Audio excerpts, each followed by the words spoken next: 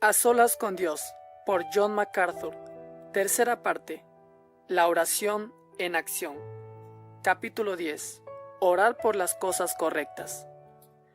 Cuando usted ora, ¿por qué ora típicamente? Si hoy fuéramos a hacer una encuesta en una iglesia evangélica acerca de temas por los que más se ora, descubriríamos que la mayoría de oraciones están a menudo dirigidas equivocadamente. Son miopes y egoístas. Típicamente oramos por salud, felicidad y éxito. Oramos por la comodidad personal. Oramos por soluciones que curen todos los problemas físicos de la vida, tales como sanidad, un lugar donde vivir, un trabajo, un carro, un esposo, una esposa, hijos, un ascenso de puesto, más dinero, etc. A pesar de lo importante que son esas cosas, en cierto aspecto, especialmente para la gente en necesidad, no tienen mucha prioridad en la lista del reino de Dios. Jesús dijo que no nos afanemos por lo que vamos a comer, beber o usar, cuando sabemos que Dios suple todas estas cosas. Mateo 6:25. Nuestra prioridad debe ser fomentar el reino de Dios. Vivimos en un mundo que sabe muy poco lo que es verdaderamente valioso. La gente que nos rodea está yendo detrás de cosas que no tienen valor duradero. Esta búsqueda la trata con mucha habilidad Anton Chekhov en su historieta clásica The Best, la apuesta. Esta historia nos ofrece una apreciación fabulosa del sistema de valores de la mayoría de la gente. El argumento tiene que ver con una apuesta entre dos hombres educados con respecto a estar incomunicados. Un rico banquero de mediana edad creía que la pena de muerte era un castigo más humano que estar incomunicado, porque un verdugo mata al instante, estar incomunicado mata gradualmente.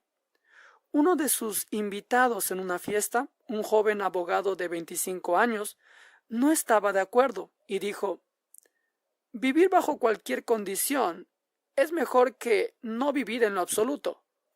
Enojado, el banquero respondió impulsivamente con una apuesta de 2 millones de rublos, diciendo que el joven no podía durar 5 años incomunicado.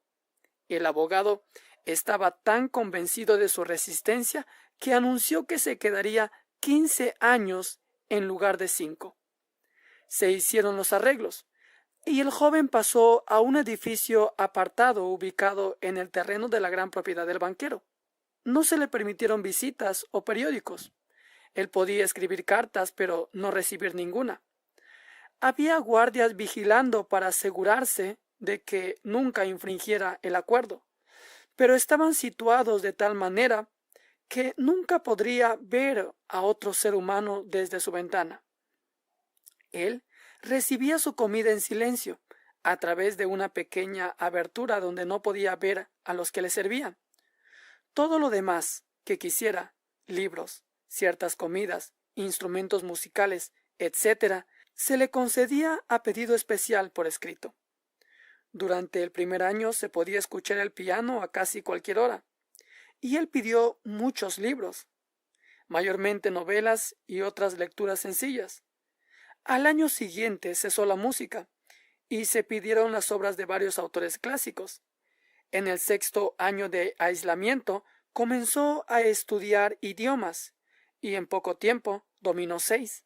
Después del 10.º año de estar incomunicado, el preso se sentó sin moverse en la mesa y leyó el Nuevo Testamento. Después de saturarse con la Biblia durante un año, comenzó a estudiar la historia de la religión y obras de teología. La segunda parte de la historia se enfoca en la noche anterior al mediodía de la fecha límite en que el abogado ganaría la apuesta.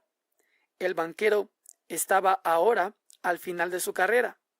Sus especulaciones riesgosas e impetuosidad habían socavado gradualmente su negocio. El que una vez fue un millonario confiado, ahora era un banquero de segunda categoría. y le destruiría pagar la apuesta. Enojado por su necedad y celoso del abogado que pronto estaba por convertirse en rico, que ahora solo tenía 40 años, el viejo banquero decidió matar a su adversario y tendió una trampa para que pareciera que lo hizo el guardia. Se metió al cuarto del hombre, lo encontró durmiendo en la mesa y se dio cuenta de una carta que el abogado le había escrito. La carta que recogió decía lo siguiente: mañana a las 12 en punto seré libre, pero antes de dejar esta habitación, encuentro que es necesario decirte unas palabras. Con una conciencia limpia y ante Dios quien me ve, te declaro que rechazo la libertad, vida, salud y todo lo que tus libros llaman las diversiones de este mundo. Sé que soy más sabio que todos ustedes. Rechazo y desprecio todos tus libros. Desprecio todas las bendiciones y sabiduría terrenales. Todo carece de valor y es falso, vacío y engañador como un espejismo.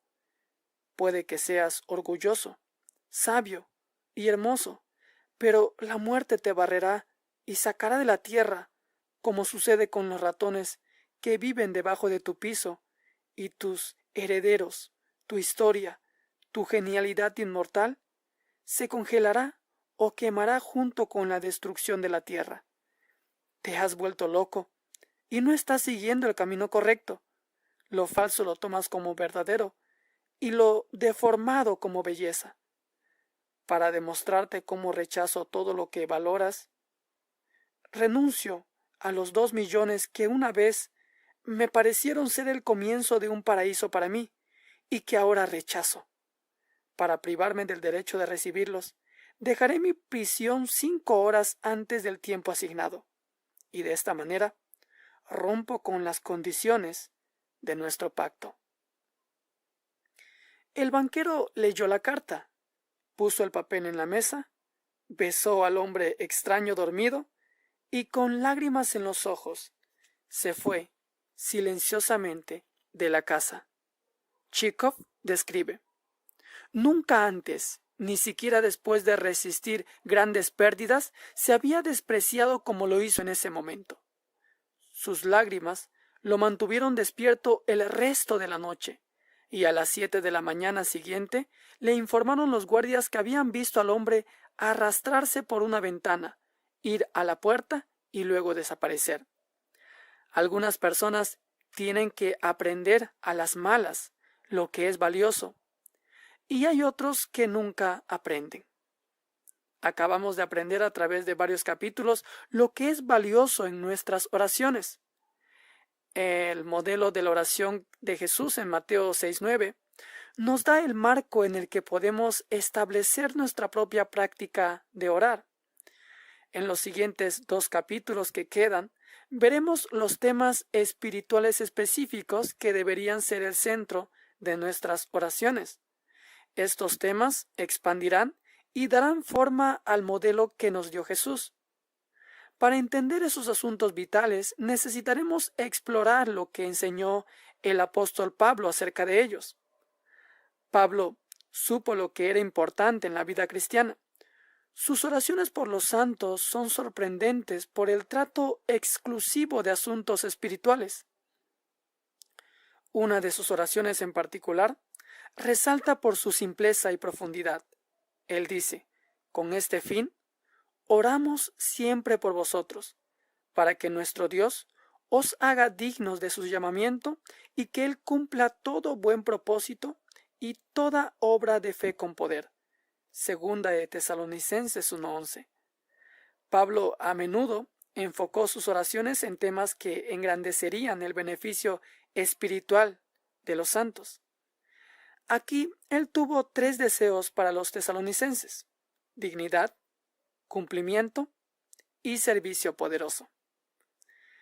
Antes de ver esas 3 peticiones y sus implicaciones, necesitamos considerar brevemente la fuente de toda bendición espiritual.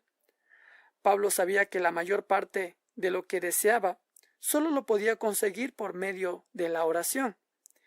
Él no se fijó en el ingenio humano o algún programa. Él se volvió a Dios. Pablo era un pastor fiel que enseñó al pueblo de Dios en todo momento y en cualquier lugar que podía la importancia de establecer los mandamientos del Señor. Pero eso en sí no era suficiente. Él tenía que volverse a Dios, el único que podía estimular la obediencia del pueblo. Pablo sabía que Dios desea santificar a su pueblo, y ese también fue su deseo. Por lo tanto, él oró por las cosas que Dios quería lograr en su pueblo. Si usted quiere orar el uno por el otro, no ore tan solo por las necesidades físicas. Convierte en prioridad orar por los temas espirituales importantes de la vida porque son de sumo interés para Dios. Su propósito final es conformarlo a la imagen de Jesucristo. Las pequeñas pruebas de la vida son importantes en la medida en que revelan su necesidad espiritual más grande. Dios se interesa por la manera en que responde y su actitud hacia los eventos que suceden en su vida. Para Pablo y para cualquier cristiano maduro, la oración es un estado mental permanente por el que las promesas y propósitos de Dios, el bienestar espiritual de su pueblo, la propagación de su evangelio y el crecimiento de su iglesia se desean apasionadamente. Lo que le interesa al Señor debe interesarle a usted si verdaderamente va a glorificarlo en su vida. Las peticiones. La oración de Pablo por los tesalonicenses contiene 3 temas espirituales vitales y dinámicos que son cruciales para todos los creyentes. En el texto dice, para que nuestro Dios os haga dignos de su llamamiento y que Él cumpla todo buen propósito y toda obra de fe con poder. Dignidad se refiere al carácter espiritual.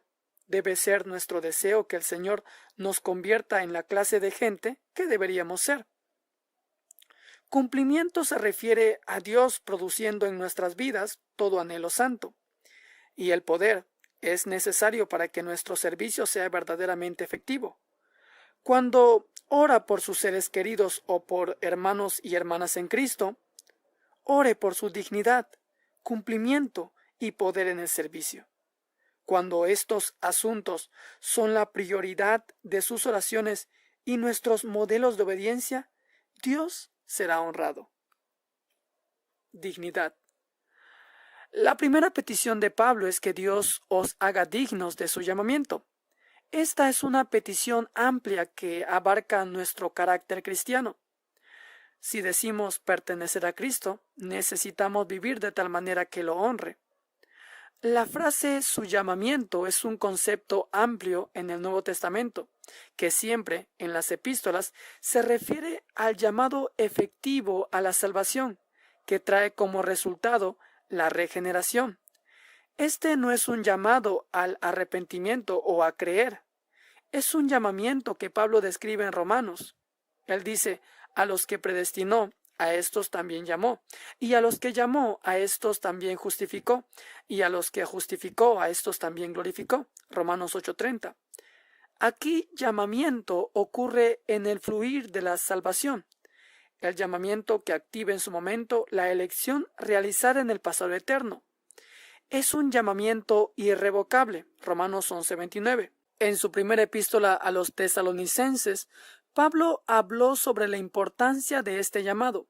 Él dijo, y os insistíamos en que anduvieseis como es digno de Dios, que os llama a su propio reino y gloria.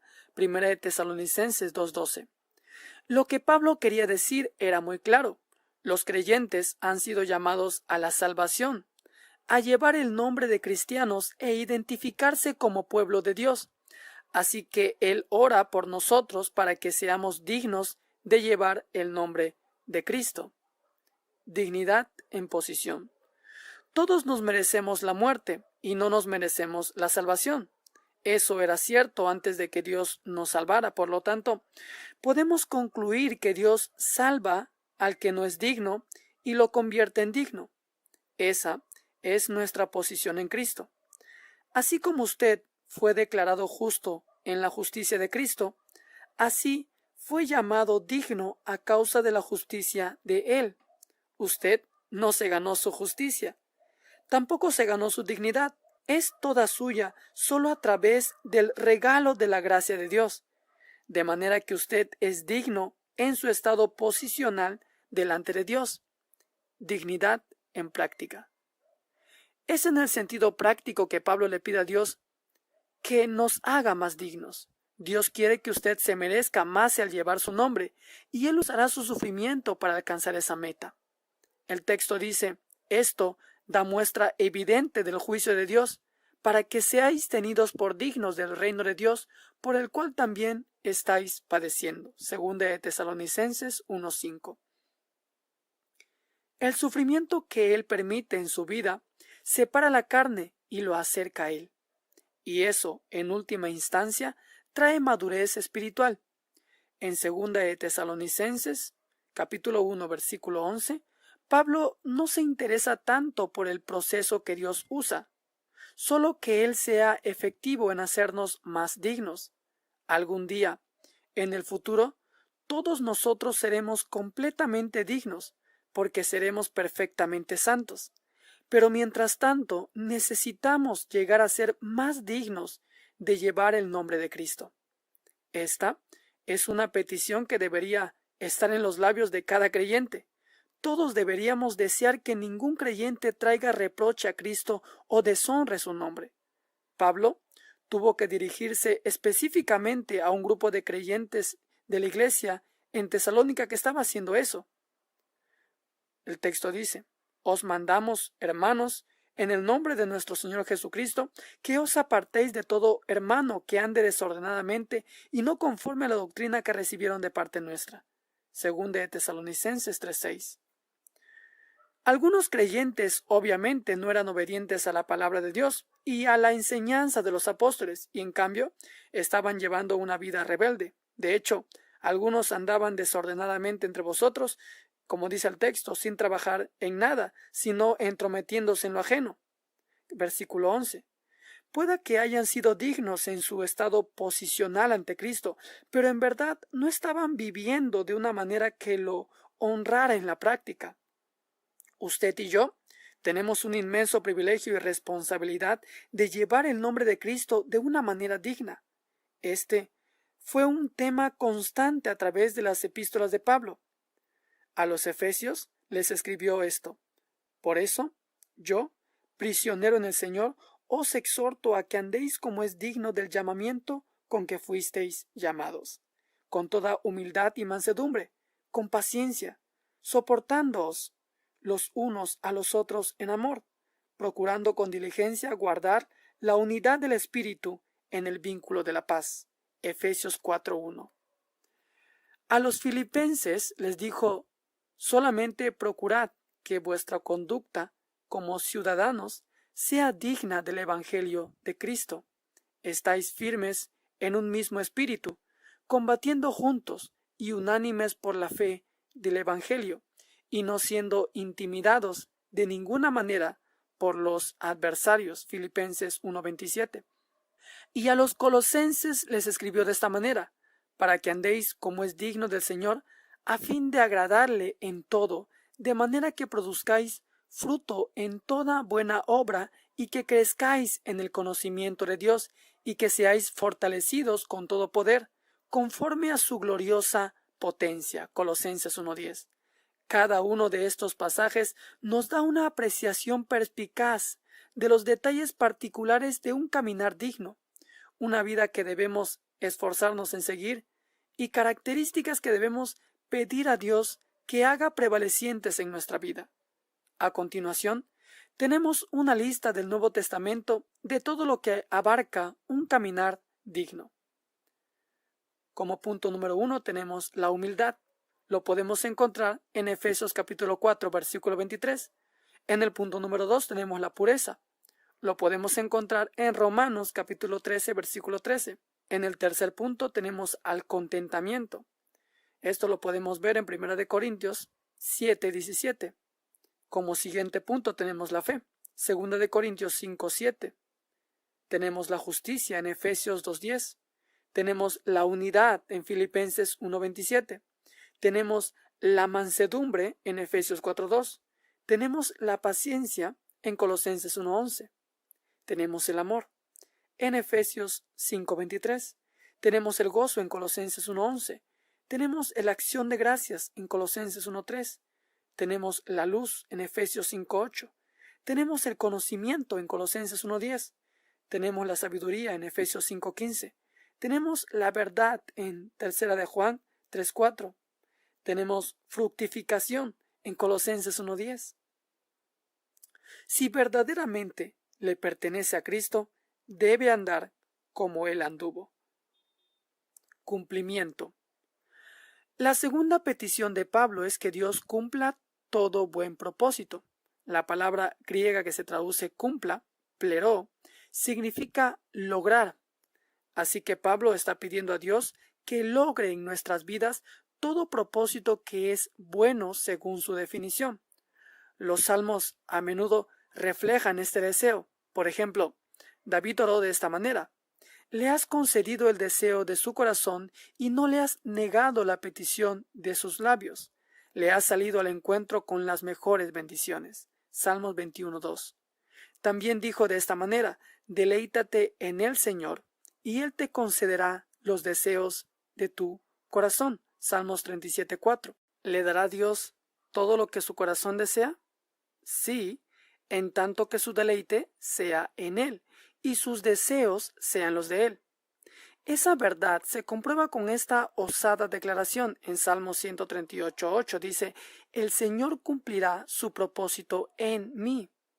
¿Cómo pudo David ser tan atrevido? Porque sus intereses eran los mismos que los de Dios. Estoy seguro de que mucha gente supone que Dios es reacio para hacer que alguien sea feliz, que Él recibe cierta satisfacción en dejar a la gente en permanente miseria para recordarles que es estricto y exigente. Pero eso no es cierto en lo absoluto. Dios quiere darle el deseo de su corazón siempre y cuando su deseo esté de acuerdo con el de Él. Salmo 145:16 indica que Dios, lleno de gracia, satisface el deseo de cada criatura viviente. Dios es generoso y lleno de gracia. Él anhela darle a sus hijos lo que desean, pero solo cuando es un deseo justo. Poder. La tercera petición de Pablo es que Dios cumpla toda obra de fe con poder. Segunda de Tesalonicenses 1:11. Los creyentes tesalonicenses ya estaban involucrados en la obra de fe. Primera de Tesalonicenses 1:3. Su fe era real porque producía fruto, pero ahora Pablo quiere que aumenten su fe, así que ora para que su fe sea más poderosa. Pablo oró de esa manera por los efesios. Él dijo: a fin de que conforme a la riqueza de su gloria, os conceda ser fortalecidos con poder por su espíritu en el hombre interior. Efesios 3:16. El poder de Dios se desata en usted cuando deja que la palabra de Dios domine su vida. Colosenses 3:16. El objeto de su oración por su pareja de por vida, por sus hijos, por sus amigos, por la gente que ama, no se debe limitar a las cosas temporales. En cambio, pida a Dios que haga que la obra de fe de ellos sea poderosa, que cumpla todo buen propósito que tengan y haga que sus vidas sean dignas de llevar el nombre de Cristo. La razón. Nuestra razón para orar por estos beneficios espirituales es bastante obvia, una que hemos afirmado una y otra vez en este libro. De manera que el nombre de nuestro Señor Jesús sea glorificado en vosotros y vosotros en Él, según la gracia de nuestro Dios y del Señor Jesucristo. Según de Tesalonicenses 1:12. Esa es, en última instancia, la razón por la cual hacemos cualquier cosa en la vida cristiana. Si esa no es nuestra meta final, entonces nos hemos enfocado demasiado en nosotros mismos. Oramos el uno por el otro para ser dignos de nuestro llamamiento porque está en juego la reputación de Cristo. Esa fue la perspectiva de Daniel cuando oró de esta manera: escucha, oh Señor, perdona, oh Señor, atiende y actúa, oh Señor, por amor de ti mismo, no pongas dilación. Oh Dios mío, porque tu ciudad y tu pueblo son llamados por tu nombre. Daniel 9:19. Usted sabe, igual que yo, que una de las principales excusas que pone la gente para rechazar el cristianismo es la hipocresía que muestran los cristianos que han conocido. Así que Pablo ora para que seamos lo opuesto, que traigamos honra al nombre de Cristo y como resultado guiemos a los no creyentes a Él. Por eso Jesús dijo: «Así alumbre vuestra luz delante de los hombres, de modo que vean vuestras buenas obras y glorifiquen a vuestro Padre que está en los cielos». Mateo 5:16. El deseo de Pablo aquí se expresa inmejorablemente en su segunda epístola a los Corintios. Él dijo, por ejemplo, en Corintios: «En cuanto a Tito, él es compañero mío y colaborador para con vosotros. Y en cuanto a nosotros, hermanos, ellos son mensajeros de las iglesias y gloria de Cristo». Segunda de Corintios 8:23. Espero sinceramente que usted comience a darle prioridad a los asuntos espirituales importantes, pero hacerlo no es fácil, ya que nuestra tendencia es enfocarnos en lo temporal. Sin embargo, poner primero los intereses espirituales es un sacrificio que vale la pena hacer. Para ayudarlo, considere el siguiente ejemplo de sacrificio. The Pony Express era una compañía privada que llevaba el correo por medio de una posta organizada de jinetes. El extremo oriental era Joseph, Missouri, y el terminal occidental estaba en Sacramento, California. El costo por enviar una carta por medio de The Pony Express era $2.50 la onza. Si el clima y los caballos lo permitían y los indios se abstenían de atacar, esa carta completaría todo el viaje de 3.600 kilómetros en 10 días rápidos, como lo hizo el informe con el discurso inaugural de Lincoln. Quizás lo sorprende el hecho de que el The Pony Express funcionó solo desde el 3 de abril de 1860 hasta el 18 de noviembre de 1861. Apenas 17 meses. Cuando se cumplió la línea telegráfica entre las dos ciudades, se dejó de necesitar ese servicio. Ser jinete de The Pony Express era trabajo duro. Se esperaba que cabalgara de 120 a 160 kilómetros al día, cambiando caballos cada 25 a 40 kilómetros.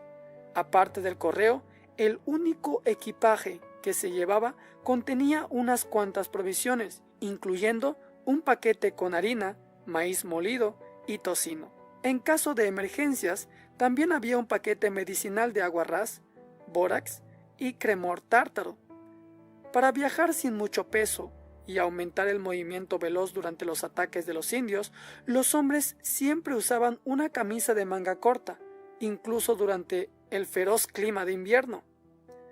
¿Cómo se reclutaban los voluntarios para este trabajo peligroso? Un periódico de San Francisco de 1860 imprimió este anuncio para el The Pony Express: «Se necesitan sujetos jóvenes, esbeltos, flacos, que no pasen de 18 años de edad. Deben ser jinetes expertos, dispuestos a arriesgarse diariamente. Se prefieren huérfanos».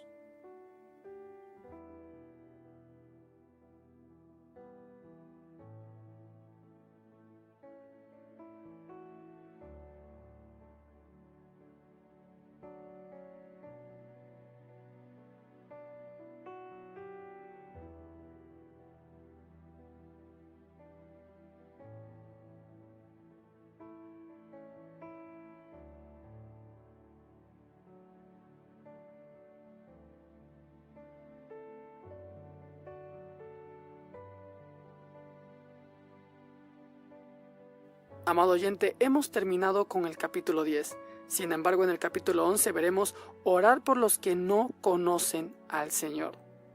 Es una enseñanza realmente necesaria para cada uno de nosotros para tener una perspectiva correcta y mucho más amplia de lo que significa orar por aquellos que no conocen al Señor.